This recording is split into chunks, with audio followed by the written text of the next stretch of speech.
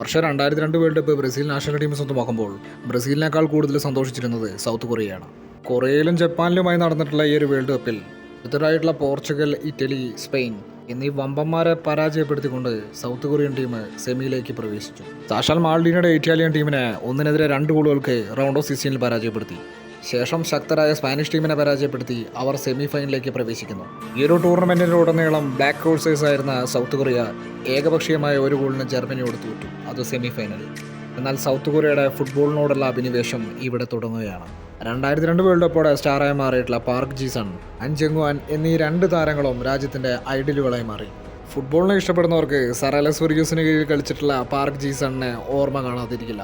എന്നാൽ നമ്മളിന്നിവിടെ സംസാരിക്കാൻ പോകുന്നത് ഈ മനുഷ്യൻ്റെ കടുത്ത ആരാധനായിരുന്ന മറ്റൊരു കൊറിയക്കാരനെ പറ്റിയിട്ടാണ്. ഫുട്ബോളിലല്ലാതിരുന്നെങ്കിൽ മറ്റേതെങ്കിലും സിനിമാ മേഖലയിലോ വല്ല മ്യൂസിക് ബാൻഡിലോ ഒതുങ്ങി തീരേണ്ടിരുന്ന മനുഷ്യൻ പ്രൊഫഷണൽ ഫുട്ബോളിന് മുൻതൂക്കം കൊടുക്കാൻ വിവാഹം തന്നെ വേണ്ടെന്ന് വെച്ചിട്ടുള്ള ഈ ഒരു മനുഷ്യൻ ലോക ഫുട്ബോളിൽ തന്നെ ഏറ്റവും മികച്ച ഏഷ്യൻ ഫുട്ബോളറാണ്.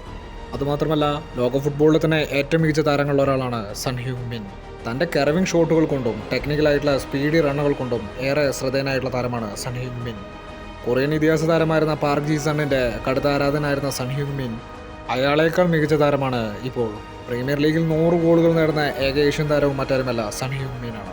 ഒരിക്കൽ സൺ ഹ്യൂങ് മിൻ്റെ പിതാവ് അദ്ദേഹത്തിനോട് ഇപ്രകാരം സംസാരിച്ചു: നീ ഒരു പ്രൊഫഷണൽ ഫുട്ബോളർ ആകണമെങ്കിൽ നീ ഒരു കുടുംബജീവിതം ഒപ്പം നയിക്കരുത്. നീ ഒരു മികച്ച ഫുട്ബോളർ ആകണമെങ്കിൽ ഫുട്ബോളിലേക്ക് മാത്രം ശ്രദ്ധ കൊടുക്കുക. അതിനുശേഷം വിവാഹം കഴിച്ച് കുടുംബജീവിതം നയിക്കുമ്പോൾ അതിലേക്ക് ശ്രദ്ധ കൊടുക്കുക. യഥാർത്ഥത്തിൽ സണ്ണിൻ്റെ പിതാവിൻ്റെ ഈ ഒരു നിർദ്ദേശപ്രകാരം മാത്രമായിരിക്കണം 2021-22 പ്രീമിയർ ലീഗിലെ ഗോൾഡൻ ബൂട്ട് സാക്ഷാൽ ക്രിസ്ത്യാനോ റൊണാൾഡോയെ പോലും പിന്നിലാക്കി സൺ ഹ്യൂങ് മിൻ സ്വന്തമാക്കിയത്. അദ്ദേഹത്തിൻ്റെ കരിയറിലെ ഏറ്റവും മികച്ച ഗോളുകളിലൊന്നാണ് 2020 ബേൺലിക്കെതിരെ നേടിയിട്ടുള്ള പുസ്കാസ് അവാർഡ് വിന്നായിട്ടുള്ള ഗോൾ.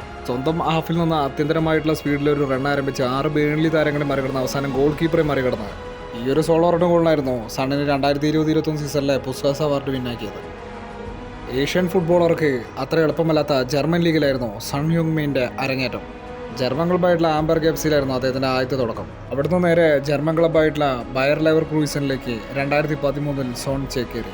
ബയർ ലെവർകൂസനിലെ വലിയ തരക്കേടില്ലാത്ത പെർഫോമൻസ് കാഴ്ചവെച്ചിരുന്ന സോണിന് കൃത്യം 2 വർഷത്തിനുള്ളിൽ ഇംഗ്ലീഷ് പ്രീമിയർ ലീഗ് ക്ലബ്ബായിട്ടുള്ള ടോട്ടൻഹാം FC സ്വന്തമാക്കി.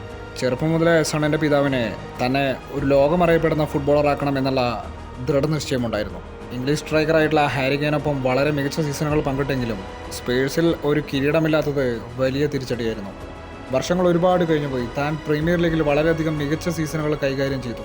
എന്നാൽ യഥാർത്ഥത്തിൽ ട്രോഫികളില്ലാത്ത സണ്ണിനെ ആരും അംഗീകരിച്ചിരുന്നില്ല.